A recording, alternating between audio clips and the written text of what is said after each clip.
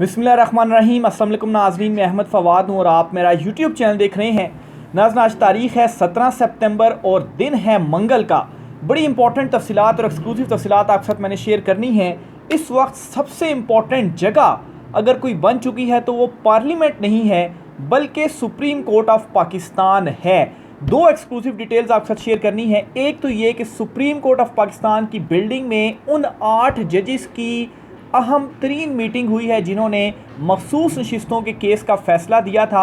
इस मीटिंग का अहवाल आपके साथ मैं शेयर करूंगा। इस मीटिंग में ये फ़ैसला कर लिया गया है, तहिया कर लिया गया है कि चीफ़ जस्टिस तो मंसूर अली शाह साहब ही बनेंगे और कादी फ़ाइज़ ईसा साहब, जिनके पास अभी 39 दिन रह गए हैं और अगर वर्किंग डेज़ को काउंट किया जाए तो 28 दिन उनके पास रह गए हैं, क्योंकि बीच में हफ्ता इतवार 2 दिन छुट्टी होती है, तो उनको निकाला जाए तो 28 दिन कादी फ़ाइज़ ईसा साहब के पास रह गए हैं। कुछ तफसीलात आपके साथ मैंने शेयर करनी है कि क्या हो रहा है, क्या चल रहा है सुप्रीम कोर्ट में, और ख़ास तौर पर चीफ़ जस्टिस कादी फ़ाइज़ ईसा इस वक्त सोच क्या रहे हैं, क्योंकि एक्सटेंशन की बड़ी उन्हें उम्मीद थी, उन पर तो पानी फिर गया।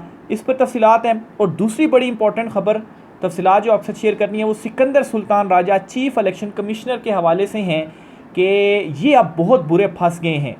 सिकंदर सुल्तान राजा साहब का बचना अब मुश्किल है, बल्कि आप कहें कि नामुमकिन है। बेशक उनके पीछे ताकतवर हल्के जो हैं वो खड़े हुए हैं और बज़ाहिर उन्हीं के कहने के ऊपर जो चीज़ें हैं वो भी कर रहे हैं, और इसी वजह से ही वो अभी तक अपने ओहदे पर भी मौजूद हैं। लेकिन अब जो पैगाम सुप्रीम कोर्ट से गया है सिकंदर सुल्तान राजा साहब को, वो ये गया है कि एनफ इज़ एनफ, अब आपको भुगतना पड़ेगा क्योंकि अब आप फंस चुके हैं। इस पर भी कुछ तफसीलात आपके साथ में शेयर करूँगा। सबसे पहले तो जी आपसे सुप्रीम कोर्ट ऑफ पाकिस्तान से जो ख़बर है वो शेयर करनी है जी।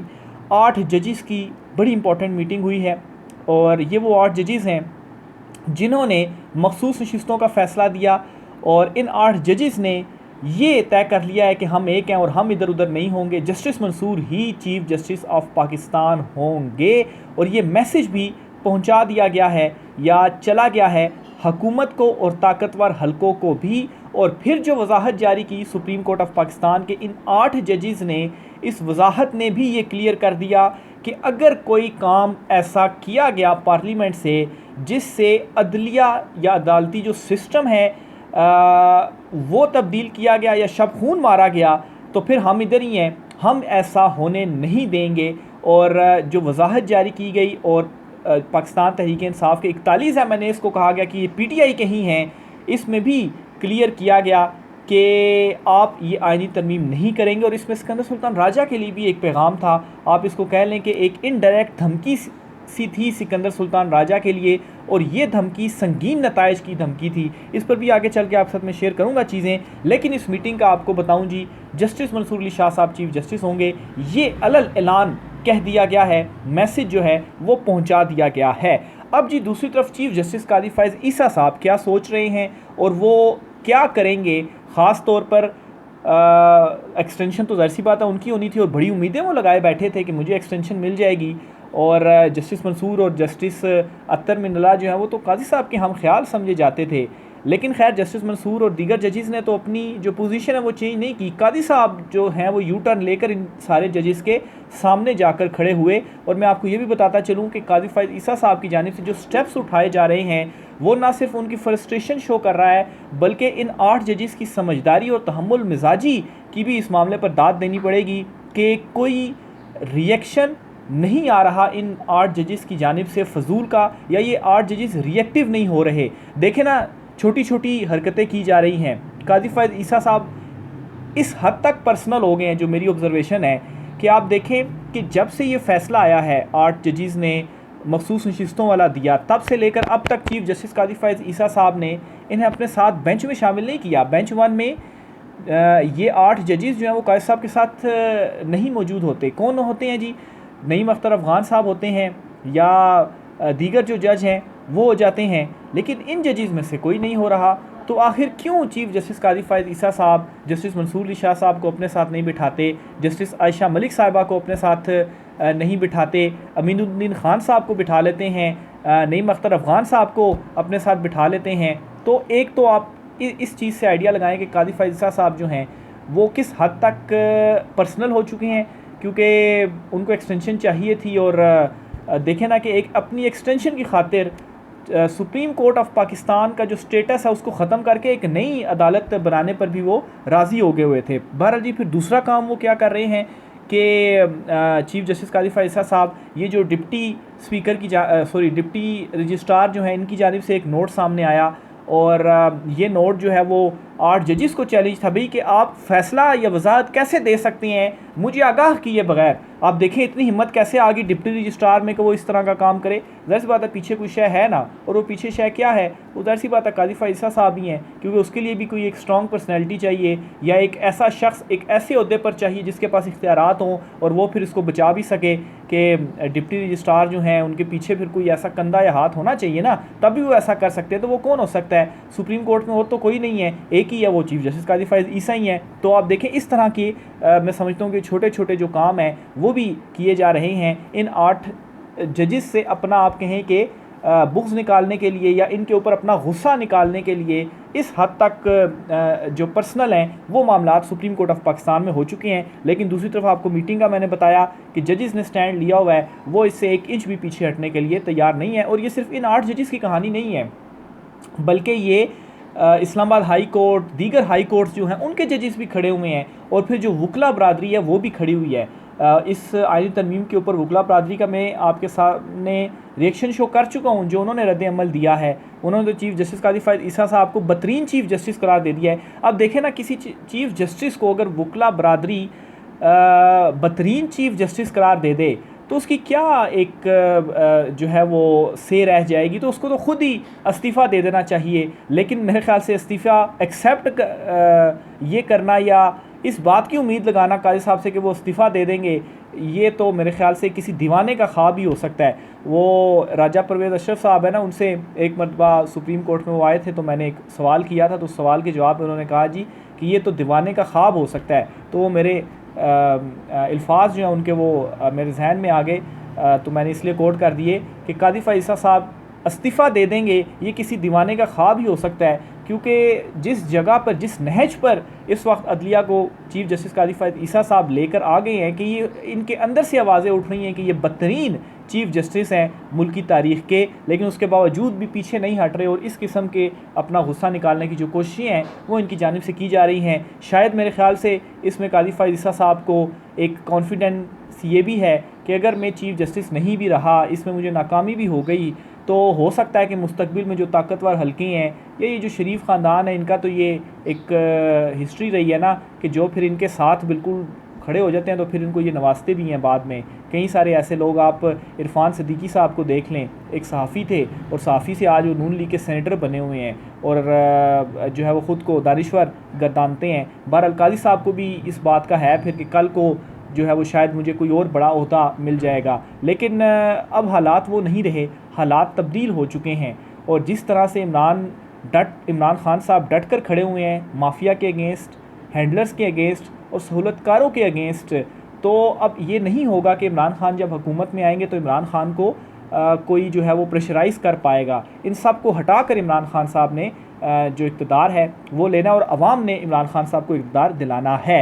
बहरहाल जी, एक तो ये मामला हो गया। दूसरी तरफ जी, मखसूस नशिस्तों के फ़ैसले के हवाले से भी बहुत सारे नाज़रीन पूछ रहे थे कि डिटेल फ़ैसला कब आएगा। मैं ये समझता हूँ कि ये उन 8 जजेस की एक हिकमत अमली भी है, हिकमत अमली के तहत वो चल रहे हैं कि अभी ये जो कार्ड है ये शो ना किया जाए, क्योंकि अगर अभी फ़ैसला जारी कर दिया जाता है तो हो सकता है इस फ़ैसले में से भी कुछ ना कुछ निकाल कर तो कोई हुकूमत कोई स्टेप ना ले ले। बेहतर ये है कि वेट किया जाए चीफ़ जस्टिस काजी फ़ैज़ल ईसा साहब की रिटायरमेंट का।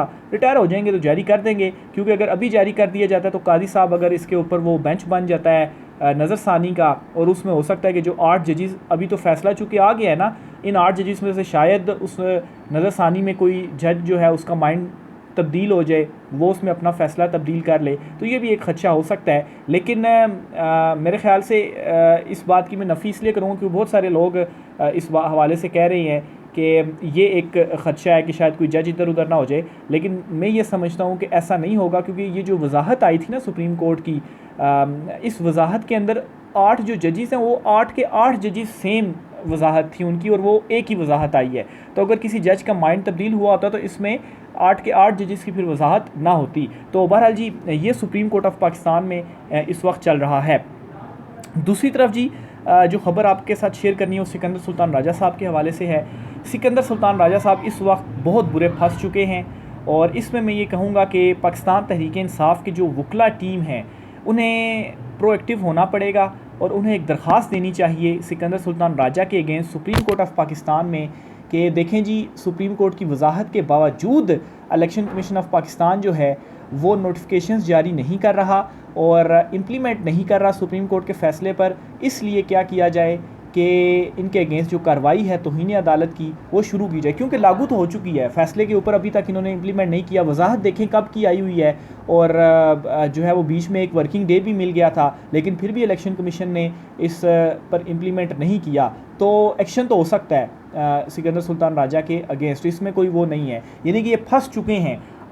ऐसा नहीं है कि दूसरी तरफ से कोई एक ऐसी वो जिस तरह से जब ये मखसूस रिश्तों का फ़ैसला आया था तो इलेक्शन कमीशन ने दरख्वास्त दे दी थी जी कि वजाहत करें, इसलिए हम इम्प्लीमेंट नहीं कर रहे। तो उसमें इनका एक मौक़िफ़ था, एक बचने का वे था कि इन्होंने खुद ही दरख्वास्त दी हुई है कि यार हमारी वजाहत कर दी जाए तो फिर हम इम्प्लीमेंट कर लेते हैं, इस बेस पर ये बच सकते थे। लेकिन अब वजाहत भी होगी, अभी भी इम्प्लीमेंट नहीं करा, तो अब सिकंदर सुल्तान राजा साहब फंस चुके हैं, तौहीन अदालत उनके ऊपर लागू हो चुकी है। अगर वैसे तो आज खुद नोटिस भी लिया जा सकता है, जस्टिस मुनीब और जस्टिस मंसूर उस कमेटी में मौजूद हैं, 2-1 की अक्सर से आज खुद नोटिस लेकर सिकंदर राजा के अगेंस्ट कार्रवाई हो सकती है। लेकिन फिर भी अगर नहीं हो रही तो पीटीआई को इस पर जो एक दरख्वास्त है वो सुप्रीम कोर्ट ऑफ पाकिस्तान में देनी चाहिए, प्रोएक्टिव रोल जो है वो प्ले करना चाहिए। और जो है वो पाकिस्तान तहरीक इंसाफ के वकला ख़ासतौर पर हामिद खान साहब सुप्रीम कोर्ट गए थे और आईनी तरमीम, मुजव्वज़ा आईनी तरमीम के हवाले से तो उन्होंने दरख्वास्त दी है, लेकिन यहाँ पर वो दरख्वास्त नहीं दे रहे। तो ये एक है, इसके ऊपर पाकिस्तान तहरीक इंसाफ को सोचना चाहिए। लेकिन सिकंदर सुल्तान राजा साहब अब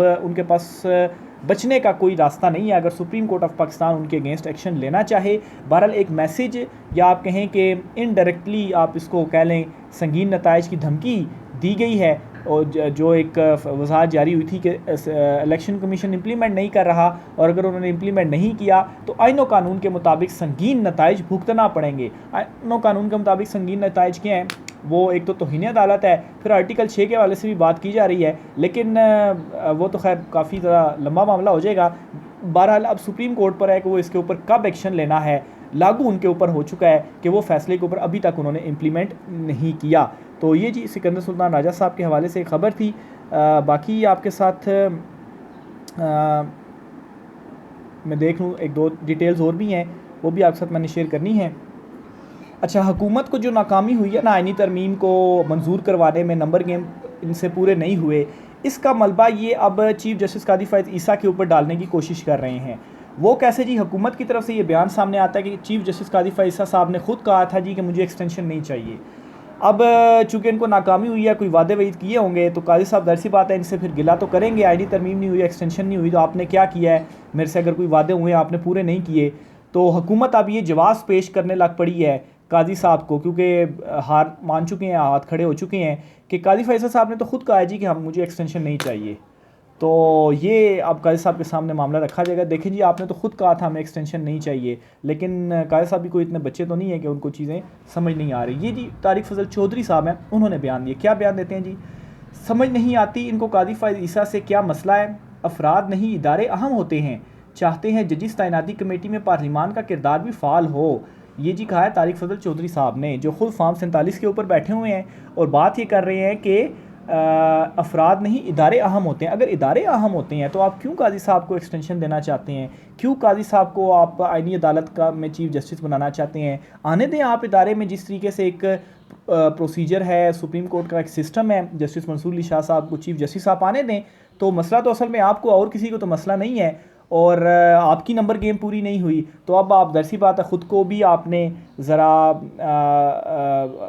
क्लियर करना है कादी साहब के सामने, या जिस तरह ताकतवर हलकों ने आपको मैसेज दिया है कि आप तो निकम्मे हैं, आपसे एक आईनी तरमीम भी नहीं मंजूर हो रही, तो खुद के उसमें आपने कोई जवाब तो पेश करना है। और अब आप यही कहते फिरेंगे, कादी साहब ने खुद कहा है कि मैं एक्सटेंशन नहीं लेता। हालांकि जब चीफ जस्टिस कादी फ़ैज़ ईसा साहब से मुतल्लिक़ ये बयान उनका चला था ना कि कादी साहब कहते हैं कि मैंने एक्सटेंशन नहीं लेनी, तो तब कादी साहब ने एक तरदीद चलाई थी, एक एलामिया दिया था जी कि देखें मीडिया में जो चीज़ें रिपोर्ट हो रही हैं वो इस तरीके से नहीं है, उनको ज़रा गलत अंदाज में पेश किया जा रहा है। यानी कि काजी साहब को तो खुश होना चाहिए कि मीडिया में चल रहा है कि मैं एक्सटेंशन नहीं लेना चाह रहा, तो ठीक है आप एक्सटेंशन नहीं लेना चाह रहे, लेकिन इससे उनको प्रॉब्लम हो रही है कि अपना अंदर वो सामने आया ना कि वो तो चाहते हैं कि एक्सटेंशन मिले। तो बहरहाल जी ये तमाम तर जो तफसीलात हैं, चीज़ें हैं, वो चल रही हैं। रह कीजिएगा। आज की व्लॉग से इतना ही, इजाज़त दीजिए। अल्लाह हाफ़िज़।